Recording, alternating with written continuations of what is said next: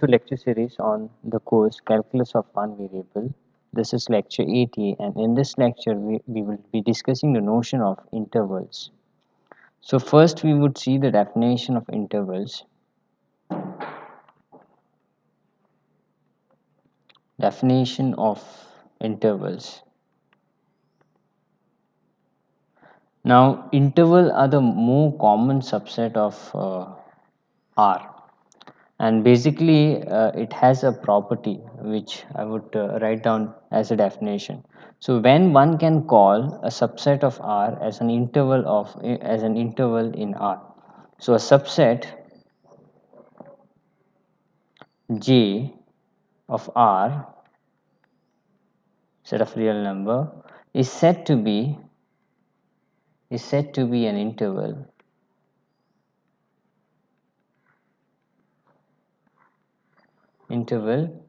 if for any 2 points A and B in J with the property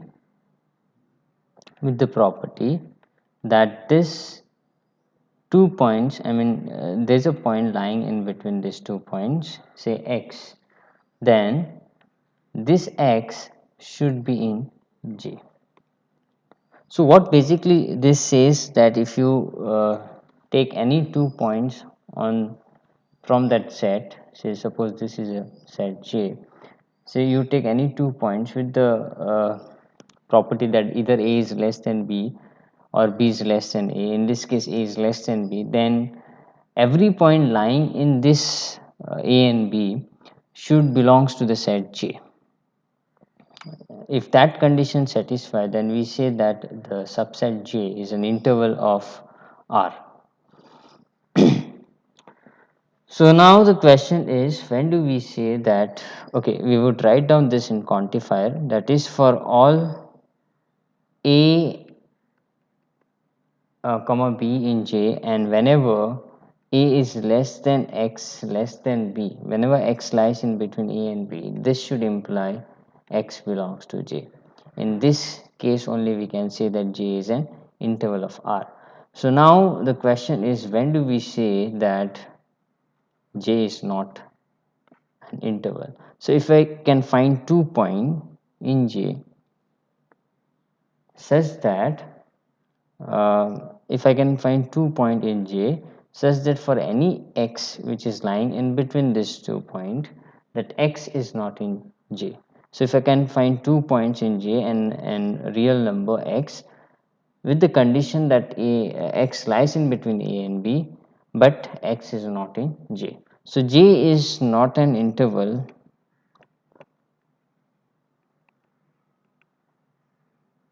J is not an interval if there exists A and B in J, and if you can find a point in between this A and G which is not lying in J, such that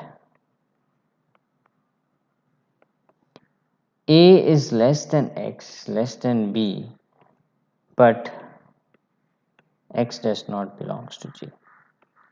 So basically in this case, if I show you geometrically, the set would be of this form, say something like this.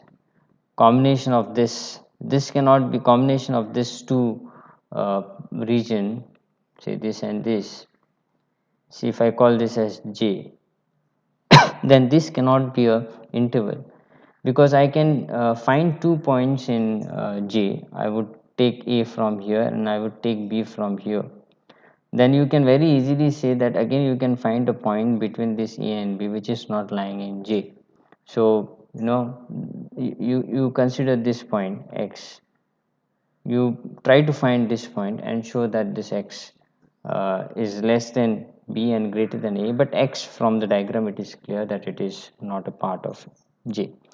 So common example will be a set of natural number. These are the sets of isolated points, and so we can very easily find points between two natural number which is not a natural number, right? And therefore set of natural number is not an interval. So these are the common examples of set which are not interval. Even you can consider set of integers. Okay, so now we would see some standard intervals in R. So I would take this as note. Let A be less than or equal to B be real number.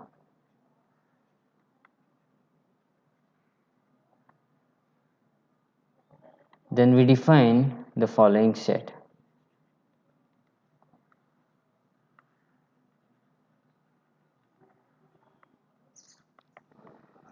I would be defining it using the notation. So first I can define something called as a closed interval a comma b. This is what set of all points lying on the real line such that they lie in between a and b, and even the endpoints are included. Then we have an open interval wherein the endpoints are not included. So it's a set of all the points on the real line lying in between a and b. So we have a strictly less than x, strictly less than b. Then we can also define something called as a semi-open or semi-closed interval, wherein in one side it is open and one side it is closed. So x belongs to R. Here, the endpoint A would be included in the set, but B will not be included. Same way, the other possible semi-open or semi-closed interval, I include the point I include the point B in the set but not A. So it's a set of all points lying in between A and B itself. Then we can define something called as a closed ray, or in fact a closed set. Why this is called as a closed ray? Because we take that part of a real line which is beyond A. So it's a set of all x belongs to R such that x is strictly greater than A. X is greater than or equal to A because the endpoints are included. See, infinity is not a real number. So in this case, when we consider a subset of R, whenever I use the notation infinity, that will always have this curly bracket because that infinity is not included in the real number. It's not a real number. So this is an open interval. This is in fact the closed ray, and similarly we can define open ray a comma infinity. So this would be what x belongs to R such that it is again right part of A but not A. And similarly we can have a left part of A, left part of A, including A and this excluding A. So first I can have this when I want to include the left part of any real number. We start from minus infinity to that real number. So it's a set of all real number such that x is less than or equal to b because b is closed. Again minus infinity comma b, this is again called as the closed ray. X says that x is strictly less than b. And finally, we can also have something called as minus infinity comma infinity, open interval. So this would be a set of all x in R. That's it. And that's a set of real number. So these are some common intervals we have in a real line. This interval of the type, take a note, interval of the type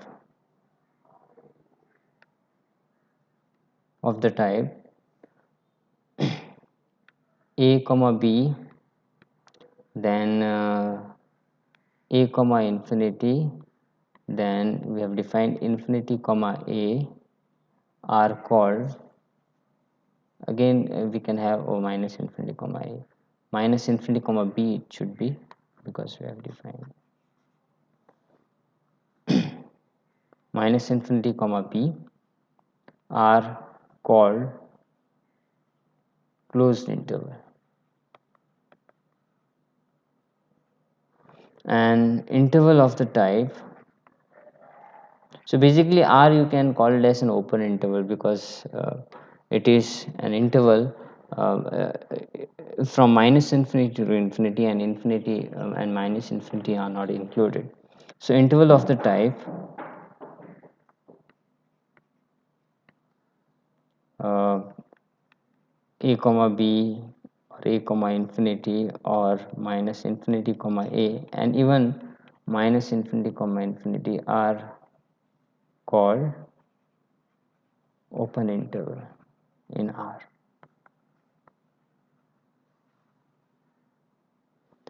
Next, we have a semi-open or semi-closed. So interval of this form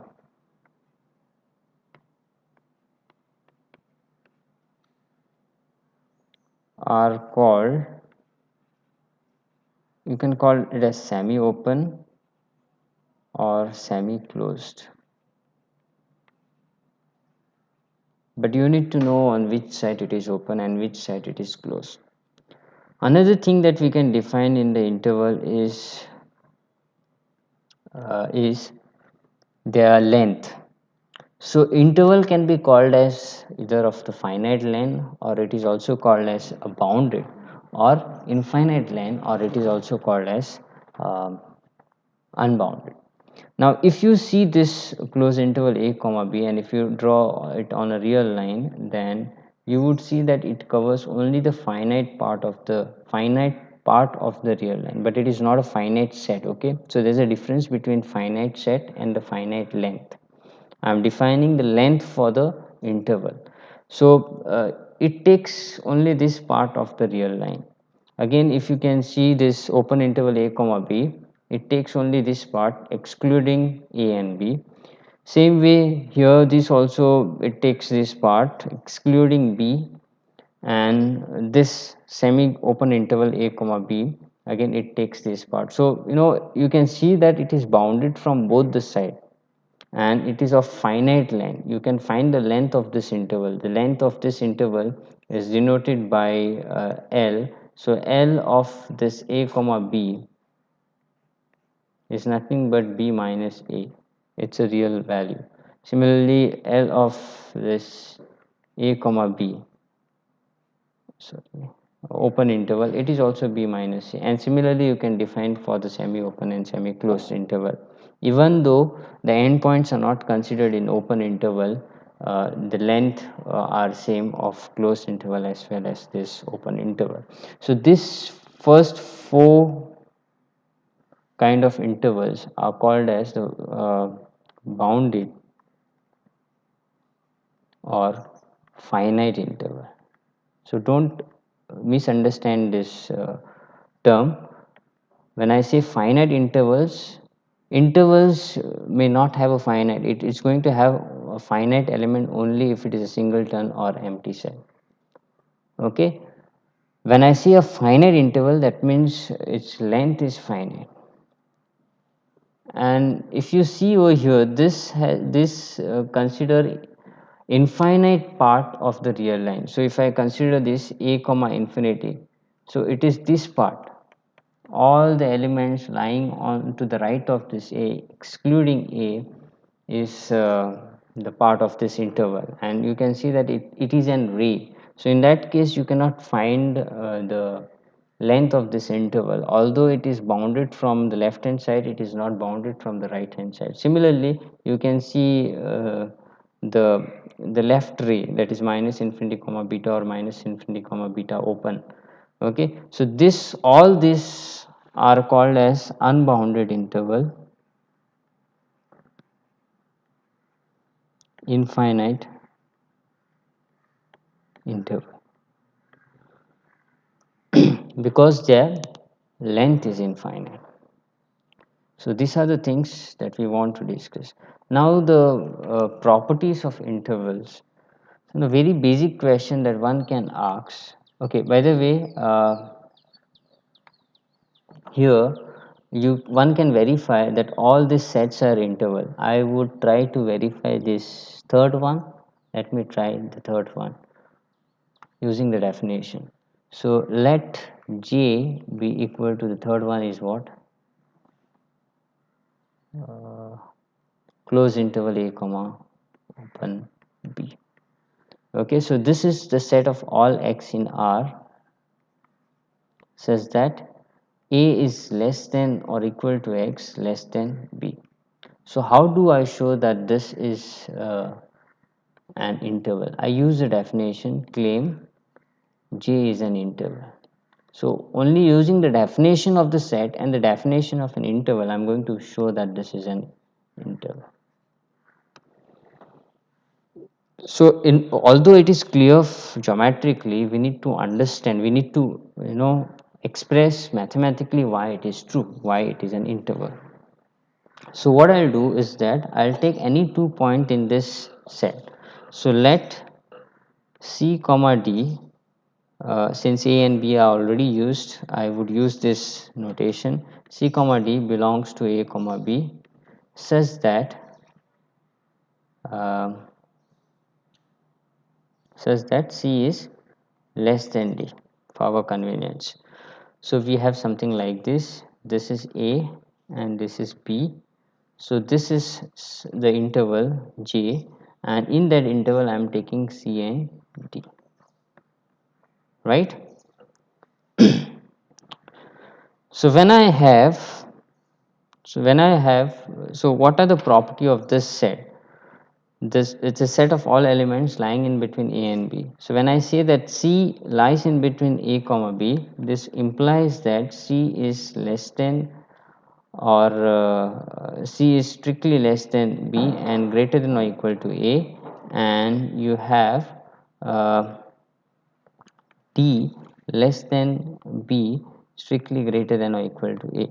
So and now you know that C is less than D. This is our assumption. You can take D is less than C, not a big question. So from here I have that A is less than or equal to C, which is less than or equal to D, which is less than or equal to B. So this is what we have. From here I should be able to show that J is an interval. So I've already chosen C to be less than D. So what I'll do now, I will take any element lying in between this C and D. What I should be able to show that this element also belongs to the set G. So so that is very easy to observe through this star. So let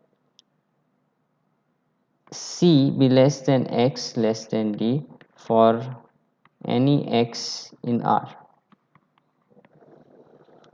So what from star, what do we have? So from star, by the way, I need to show that this X is in J. So from star, I can now say that A is less than C, which is strictly less than X, which is strictly less than D, and D is less than B. So you see that this X lies in between B and it can take the value A, and this is enough to say that X belongs to J by the definition of J. And this proves that, thus we have proved that any X which lying between any 2 point in J is a part of that set, and therefore J is an interval. So thus J is an interval. In a similar way, one can prove that all these sets which we have mentioned as an which we have defined over here are intervals in R. Another observation one can make is this. So I would take this as a remark. If we have two intervals, say A comma B, is contained in C comma D. By the way, this result will be true even for open interval or even for semi-open or semi-closed interval. So if this is true, then in fact one can observe this through geometrically. So what is happening here is that I will draw the picture. The interval A comma B is contained in C comma D. So C comma D is the bigger interval. So suppose I take this as my C comma D, including the endpoints. Then A comma B is contained in this C comma D. Definitely, see, one thing one should observe before I talk about the intervals, that whenever I say A comma B, this will be non-empty provided A is less than or equal to B. Again, this will be non-empty provided C is less than or equal to D. Because while defining, we have taken by the hypothesis, suppose I want to define a comma b, then a has to be less than or equal to b, then only I can define. Okay, so even if it is equal, then this set, if a is equal to b, then this case, in that case the closed interval will contain only one point, that is e. So in that case only the closed interval will be a singleton set, and if this a is strictly greater than b, then in that case this set is going to be an empty set.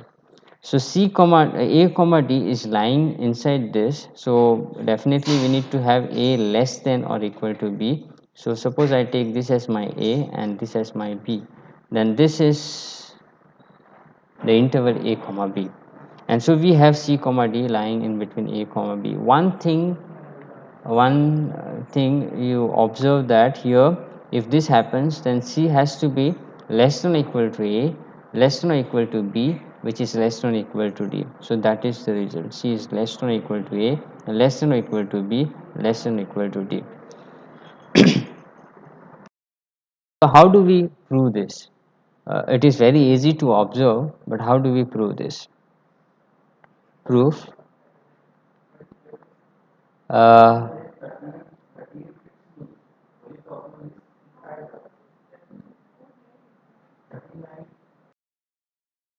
So here you observe that A belongs to the closed interval A comma B, which is contained in C comma D. So this implies that A belongs to C comma D, and this gives us the inequality by using the definition of closed interval C comma D. This A lies in between C and D, and it can be even equal to C and D. So this is one. Similarly, one can see that B belongs to closed interval A comma B, which is contained in C comma D, and hence this B belongs to closed interval C comma D, which says that B is lying in between C and D. Okay. Now, so we see that A and B are lying in between C and D, but if A is less than or equal to B, then we would have this relation.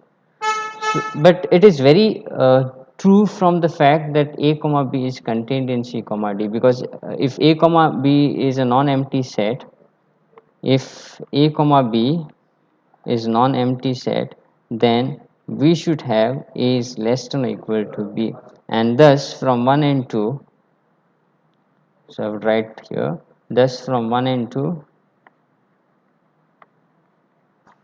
we have the relation C is less than or equal to A, which is less than or equal to B, and from 2 we have B less than or equal to D. So that is the proof for this remark.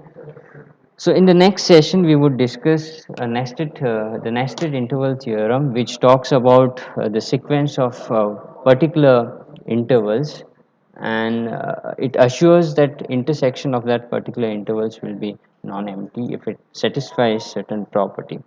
So thank you for watching this video. We would be meeting in the next session with the nested interval theorem.